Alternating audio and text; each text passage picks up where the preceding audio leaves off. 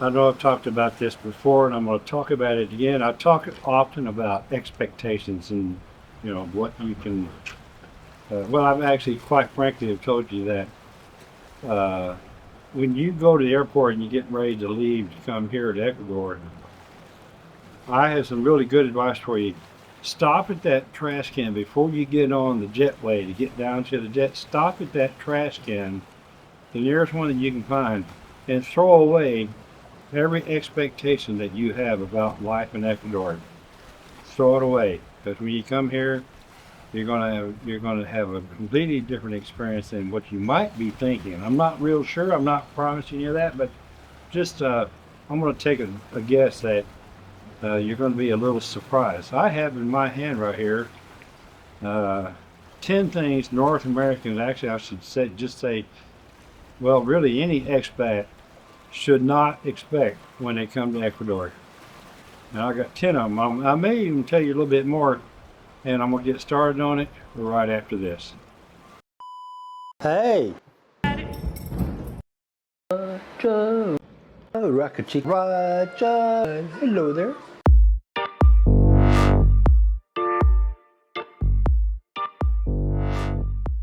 Okay, here we go. 10 things what life is really like without the rose-colored glasses. That's why I don't know why I wrote that down, but that's what I put down here. Uh, 10 things, 10 expectations that you should not have when you come to Ecuador. Number one, don't expect things to work on U.S. time. Okay, you know what I mean by that? You've heard the expression "manana time." I made a joke about it here a couple weeks ago when we thought we were going to have a tsunami here, and it never showed up. And I joked on Facebook that, well, the reason why it didn't show up is because it was probably going to be here tomorrow. you know, manana, the next day. I wrote down here, Ecuador runs on manana time. Bureaucracy, deliveries, and even social appointments often happen slower or later than you're used to. Waiting 3 weeks for your scheduled appointment is a good one to think about. And then being told to come back next Tuesday. Maybe. Okay? Manana time.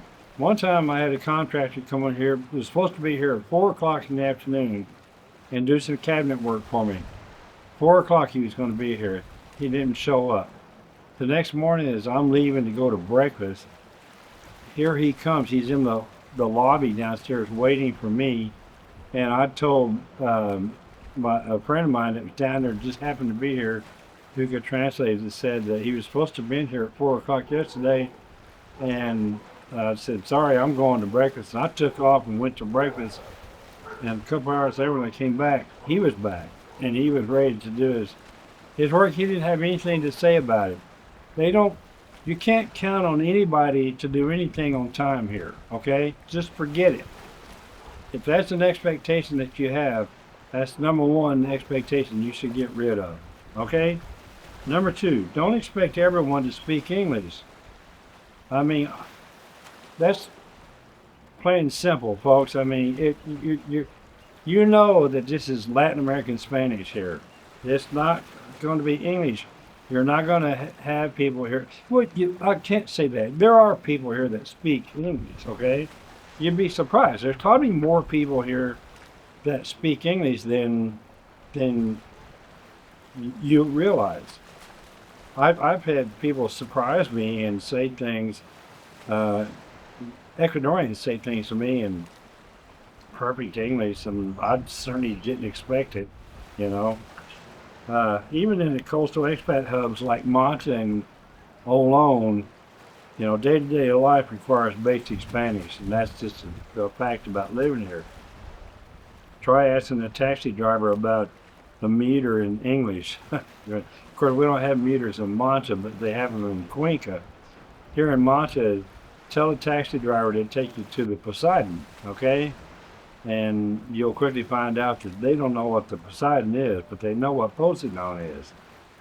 Number three, don't expect U.S. level customer service. That's a good one. Excuse me, Mr. Mayor. It is happy hour time. It is kind of late for me to be doing. It's 5:20. Here I'm doing a video at 5:20. See how dedicated I am? Pilsner. Cheers. Salute. It's the only one I get for the day. Customer service, it doesn't exist here. I was going to say, the first thing I was going to use as an example to talk about customer service is like when you're in a restaurant for breakfast and you're getting a cup of coffee and you're thinking, well, any minute now the waitress is going to come by with a fresh pot and to press up your coffee. Guess what, folks? Nah, not here. Now, I do have to be honest and give one exception. A couple years ago, I was in Cuenca for a month. I was at the Sunrise Cafe. It's my favorite place to eat there. They walked around. The waitress, one of the waitresses in there, would occasionally walk around and refill a cup of coffee. I was really surprised. I was shocked when I saw that. Another example here in Manta, the first time I went to a big department store in the mall called DePrati. I went in, was looking for some stuff for my apartment, some appliances. I think I wanted a toaster, a blender, and stuff like that. Nobody even approached me, nobody. And there were people all over the place that were employees that worked there. You know they are. They wear these bright red pants and have a nice shirt on. Most of them are females, and if not all of them, nobody approached me to say, can I help you, or may I help you find something? They were standing at the back of the store looking at me. And I didn't know any better at the time, but I kind of got real pissed about it. And I just left my basket there and went somewhere else. But nowadays, you know, if you need help, customer service, you got to ask for it. Same way in the restaurants. They're not going to come and check on you, see how you're doing. They're not going to come see if you're ready for your La Cuenta. It don't happen, okay? It's non-existent. Number 4, don't expect perfect infrastructure. I wrote down here, power outages, internet drops, and water shutoffs can happen, especially outside the major cities. Well, it can happen in the major cities too. You're halfway through an upload or a Zoom call, and poof, the power's gone. My favorite one is when you're in the shower and the power goes off. The lights go off, but no big deal. It's daylight. You got light coming in through the windows. Kind of can see, you know, your way. A few seconds later, you don't have any hot water, because most places around here have on-demand water heaters, and all of a sudden when the power goes off, you've lost your hot water. It can only happen to me that happens just after I soak up, you know. Then the power went off and I had to rinse off in cold water. I was not a happy camper that day, but that happens. And we get lots of power outages. I can't say a lot. I mean, this year it's been pretty nice, but last year, as you all know, we had 3.5 months of scheduled power outages where we went 12 to 14 hours a day without power. Scheduled outage. Other than that, we get the occasional outage, but it's off for maybe 10 minutes, 30 minutes. I think one time since I moved here, the power was off all day long. It was not a scheduled outage, and it came back on like 8 o'clock at night or something like that. And that was a long time ago, and I don't see that very often. Usually, like in the building that I live in, when the power goes off here, I lose my water too.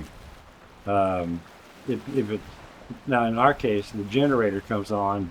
We have a generator that powers our water system, our doors, our elevators, but there's been a couple times that doesn't happen, okay? But still, you lose that hot water. Here's a good one. Number 5, don't expect American style driving. So if you come here and you plan to drive a car like I do, it's a whole different ballgame. Don't give me this shit about, oh, you should see how it is in America.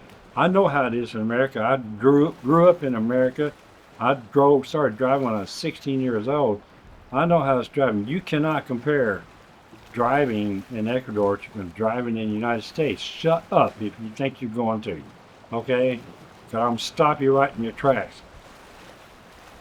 I know there's worse places, but this is, to me, is the worst place in the world to drive a car. But it's manageable. You can do it. Okay, you can do it. There are a lot of expats that drive cars here.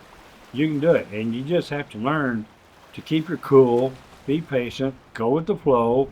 Don't expect anybody to stop. There goes the Air Force. Don't expect anybody to stop at stoplights, stop signs. They're only suggestions. Cops aren't stopping people and writing tickets, neither are the transito or anything. Driving sucks. So get used to it. People park wherever they want to frickin' park, and they will park on the corners, and you can't see cars coming, and it's a nightmare. But you can do it. Okay? I've been doing it now for 2 years, and fortunately, I haven't had a wreck yet. Okay? Let's see here. Yeah, I wrote down here. That red light, apparently optional if nobody's around. That's about the truth. I'll tell you a real quick story and then I'll move on. One night, when Mark Bradbury's still alive, he needed to go to the emergency room, and I took him to the emergency room at midnight. We had to drive up to the ES hospital, which is way up on the eastern side of Manta. And I left him there probably about 12:30, 1 o'clock. And on my way back home, coming down the street, I'm driving normal speed, and I come up on an intersection, and there's a motorcycle sitting in my lane, no lights on. The only thing I could see was the light from his cell phone that he was looking at. And I missed that guy by a coat of paint on my car. And the light wasn't even working. There was a light there, but why the motorcycle stopped in my lane to check his phone, I have no clue. But that is honest to God truth. Number 6, don't expect your U.S. credit card to work everywhere. Cash is king. Well, you know what? Mine works okay. I mean, I don't really have any trouble using my credit card or my debit cards here. Now, I have a local debit card from Jet, and I use it for most of my stuff. There are I've heard some stories from some people here that have had trouble with their debit cards from the States and some of the ATM machines here.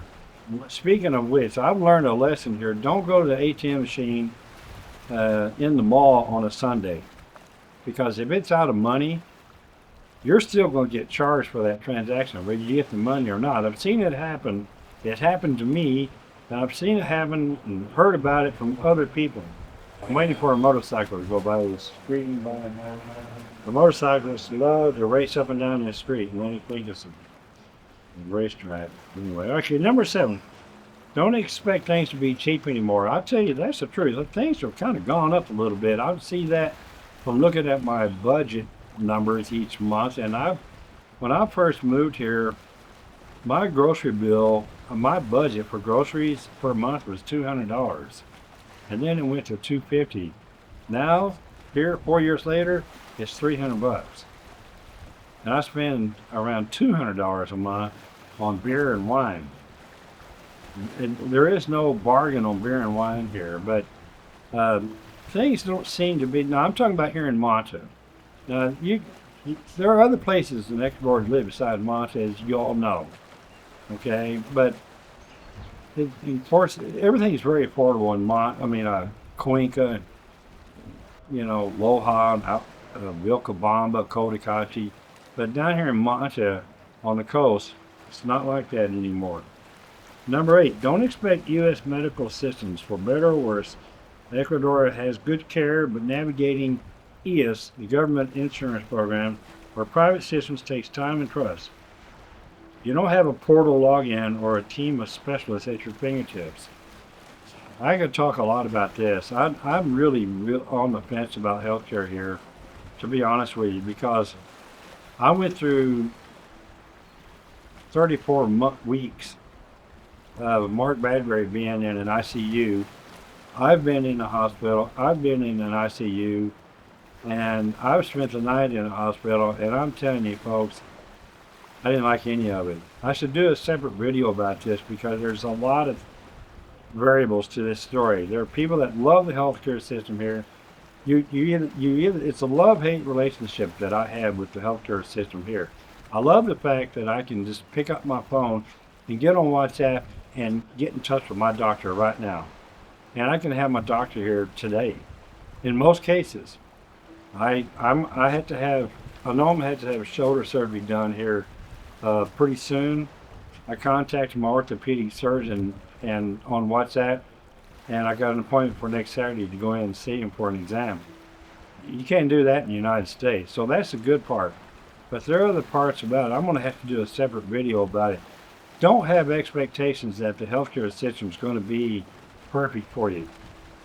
Listen, take advice from people that have been here for a while, like me, and listen to what we have to say about healthcare, and then follow through on it. That's the number 8. Number 9, don't expect instant community. Okay? The reason why I said locals are friendly, but community integration takes effort. Many expats isolate themselves in gringo bubbles and miss out. If you try to speak Spanish or attend local events, you'll never move beyond the expat zone. Okay? You have to get out. You have to immerse yourself in the community. Whether it's expat activities or local, Ecuadorian activities, find things to get yourself involved in, okay? Because it doesn't happen instantaneously. You can find yourself sitting in your apartment like I did for many, many months and not do anything. I finally realized that I just got to get out and just get out there, and you can do that, okay? And then number 10, the last thing. You'll love this one. Don't expect Ecuador to change for you. I tell you, that's a good one. You're the guest. Of course, I have mixed opinions about that because I do have a visa. I am a resident here. I don't feel like I'm a guest. I feel like I'm a resident here, but that's just my opinion, and my opinion, $20 won't get you a cup of coffee. Adjusting your expectations, manners, habits shows respect and earns respect. Complaining about why they don't do things like back home makes you that gringo, okay? Don't expect it to be like back home, all right? Because it's definitely not going to be. Nobody has to tell you about culture. You know exactly what I'm talking about. Culture is a big thing here. It's not North American culture, and it's something that you're going to have to learn to deal with when you get here. But don't have that expectation that you can come here and fix things, okay? The only thing you can fix here is yourself, okay? So that's it. It's a short video. We did this in about 10-15 minutes. I don't know. Well, let's see, 18 minutes and some change. And if you like this channel, please subscribe. If you like this video, smash that thumbs up button. If you didn't like this video, bite me. And I say that with peace and love, okay? I'll see you on the next one. Ciao, ciao.